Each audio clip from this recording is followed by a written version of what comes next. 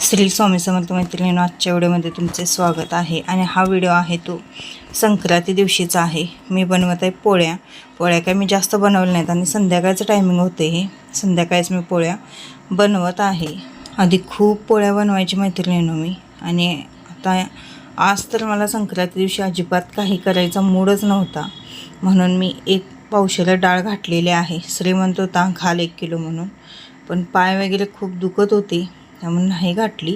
पावशेर डाळ घातली. त्याला म्हटलं मी आधीमध्ये तुला कधी तर पोळ्या करून देते, पण आज काय मला सांगू नको बाबा, कारण की मला आज काय होईना झालेला आहे. आज सण खरं म्हणजे बारायचा नाही म्हणून मी आज डाळ घातलेली. नाहीतर मी काहीतरी शिरा वगैरे करूनच दाखवणार होते, पण वर्षाचा पहिला सण म्हटलं आणि तसं करून चालत नाही म्हणून मग मी पावशेर डाळ घातली. पुरण वगैरे वाटून घेतलं. आणि मी सकाळीच ज्यावेळी चपातीला पीठ मळलेलं त्यावेळी जास्त पीठ मळलेलं होतं. लागतात तेवढ्या चपात्या केल्या आणि बाकीचं जे पीठ होतं ते मी फ्रीजला ठेवलेलं होतं. आणि संध्याकाळी मग पुरण वगैरे तयार करून झाल्यानंतर मग फ्रीजमधून ते बाहेर काढली कणिक. तर खूप घट्ट होती ती. मग मी काही तिंबवली वगैरे नाही त्याला, म्हणजे मळून वगैरे घेतली नाही, तसंच्या तशाच पोळ्या केल्या. त्यामुळे थोड्याशा पोळ्या अशा फाटलेल्या आहेत बघा. कारण की पुरणपोळीला कणिक आणि पुरण व्यवस्थित असलं तर पोळ्या खूप छान होत्या. सुरुवातीच्या 3-4 पोळ्या अशा फाटल्या, पण नंतरच्या पोळ्या छान आल्या.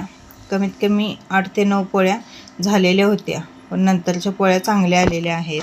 चवीत काहीच फरक नव्हता. चव खूप छान आलेली. आणि कसं होतं बघा, आपल्याला जर काय तर होत असलं तर काहीही करायला नको वाटतं. मला तर त्या दिवशी अक्षरशः दुपारपर्यंत मी झोपून राहिले. सकाळचं सगळं आवरलं आणि दुपारी मी झोपून राहिले होते. काय म्हणजे करायला उठायला सुद्धा नको वाटत होतं. मी जवळजवळ 6:30-7 वाजता ही डाळ घातलेली होती.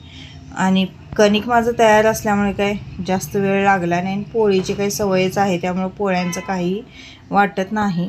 पण जास्त पोळ्या केल्या की कसं 2 दिवस खातात आवडीने, त्यामुळे जास्त केलेल्या बऱ्या वाटतात. पण काय आज मूडच नव्हता. असं कोणाकोणाच्या बाबतीत होतं नक्कीच कमेंटमध्ये सांगा.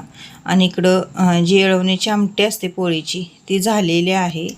पोळीची आमटी पण आमच्यात खूप आवडीने खातात, त्यामुळे मी थोडी जास्तच बनवते. 2-3 दिवस राहिली तरी पण खातात. एकदा 4-5 दिवस आमटी राहते तर शिजवून जसं शिजल ती आमटी तसं खूप छान लागते. त्यामुळं शिजवून आमच्यामध्ये घरामध्ये खातात, त्यामुळे मी थोडी जास्तच बनवते. तुम्ही बघू शकता पोळ्या थोड्या फाटत आहेत.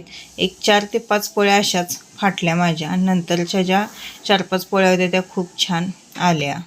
संक्रांतीची लोटकी वगैरे आमच्या इकडं कालच पुजतात.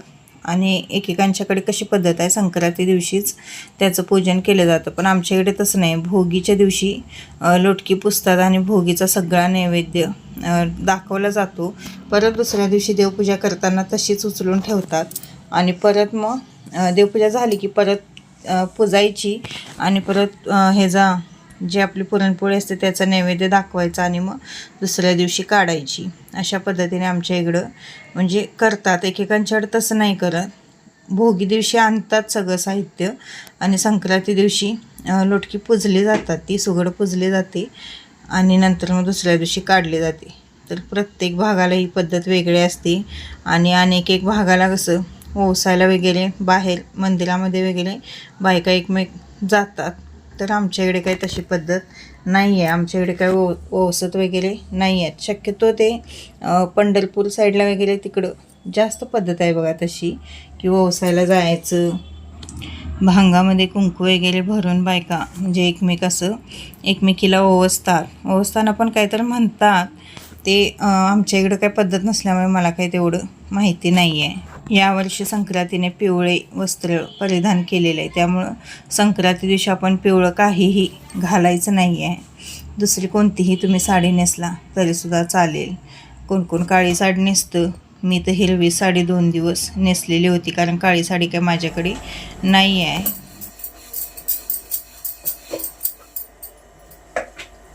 कॅमेरा बंद केल्यावर पोळी फुगली. कॅमेरा चालू असताना फुगना. आज काय झालेलं आहे तर पीठ मी सकाळी मळून ठेवलेलं फ्रीजला, त्यामुळे पीठ थोडंसं घट्ट झालेलं आहे. त्याला मी मरदलं पण नाही, परत मळून पण नाही घेतलं त्याला, त्यामुळे ते थोड्याशा पोळ्या फुटत आहेत. लई काय मी डाळ घालायची आज पावशेरच घातलेली आहे, त्यामुळे कशा होत्यात तशा होत्यात. आणि आज जरा थोडा वेळ पण झाला, आज थोडा कंटाळा केलाय, तर आज वेळ पण झालाय. जास्त काही लांबट लावली नाही, कशा येतील तशा करायला लागली.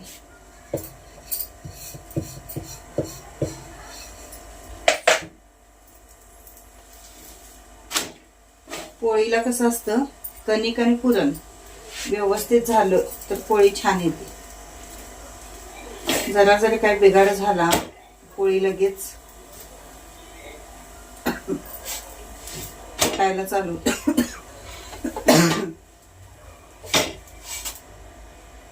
हे पहा छान झाली पोळी.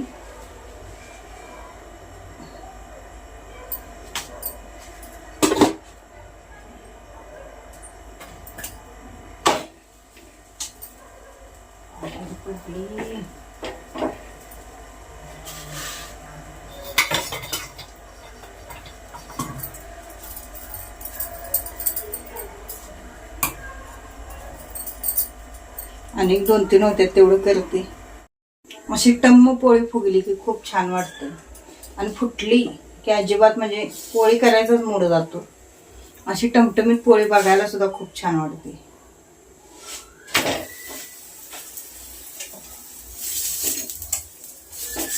पोळीची वाफ असते ती खूप वाईट भासते, त्यामुळे फुगलेली पोळी परतताना खूप भीती वाटते.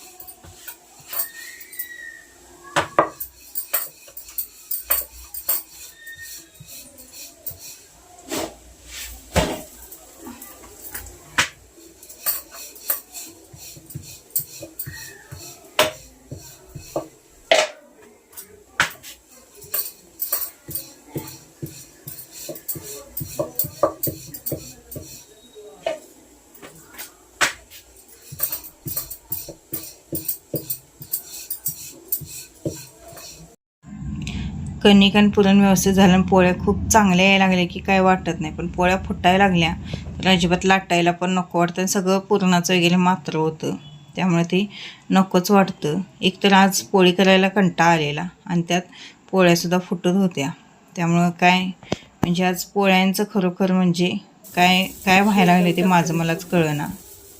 सुरुवातीच्या पोळ्या थोड्या दमवतात, नंतरच्या छान येतात.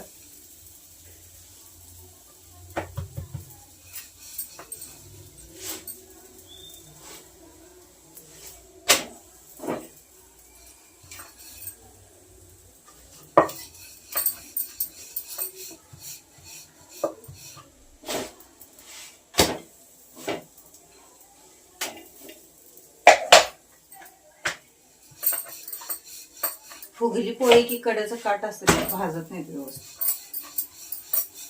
कच्चे राहतात.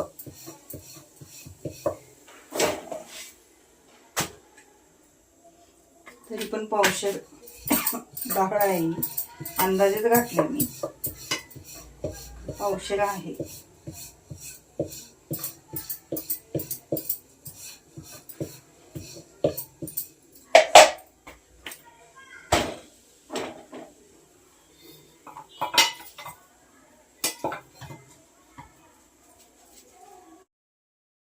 त्यानंतर नैवेद्य वगैरे काढून घेतला आणि हातासरशी नैवेद्य पण लगेच दाखवून घेतला, कारण की आधीच मला पोळ्याला खूप वेळ झालेला आणि मग नैवेद्य दाखवायला पण जास्त वेळ झाला तर अजिबात चांगलं वाटत नाही. दही भात, बटाट्याची भाजी आणि पोळ्या एवढं दाखवलं, कारण की आमटी वगैरे नाही दाखवत आमच्याकडे, तिखट असतं, त्यामुळे मी काय ते निवदाला ठेवत नाही. सांडगे परत भजी असलं काय मी केलेलंच नव्हतं, साधं वादच आपलं नैवेद्य दाखवून घेतला. आता बटाटे भाजी मी कशी केली ते तुमच्यासोबत शेअर करते.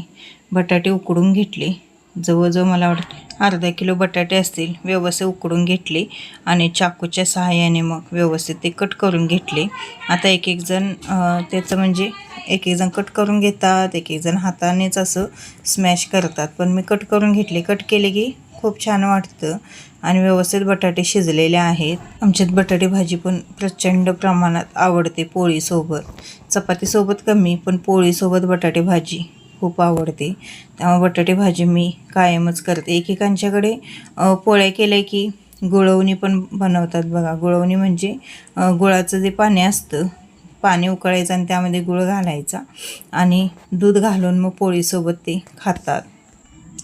आता इकडं मी बटाटे भाजी फोडणी मारणार आहे. कढया माझ्या दोन्ही पण म्हणजे अडकून आहेत, म्हणजे भाजी आहे कढईमध्ये, त्यामुळं कढईमध्ये काय करणार नाही, पातेल्यामध्येच मी भाजी बनवणार आहे.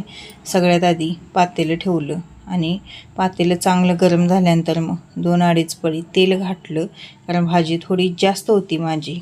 आणि आलं, लसूण, कोथिंबीर, हिरवी मिरची याची मी पेस्ट आधीच बनवून ठेवलेली होती. कांदा काय चिरलेला नव्हता, कारण कांद्याची पात मी काल निवडून चिरून ठेवलेली, तीच मी घातलेली आहे. तर मोहरी घातली तेल कढल्यावर. कढीपत्ता काय माझ्याकडे नव्हता आणि जी कांद्याची पात मी चिरून ठेवलेली होती ती घातली. कांद्याच्या पातीमुळे सुद्धा खूप छान म्हणजे भाजीला स्वाद येतो. मी म्हटलं कांदा घालण्यापेक्षा आहे ती कांद्याची पात भाजीमध्ये वापरावी. आणि आता कांद्याची पात व्यवस्थित तेलामध्ये परतून घेते आणि ती लालसर कलर आल्यानंतर हळद घातलं. त्यानंतर हिंग तुमच्याकडे असेल तर तुम्ही हिंग इथं ॲड करू शकता, पण माझ्याकडे काही हिंग नव्हता.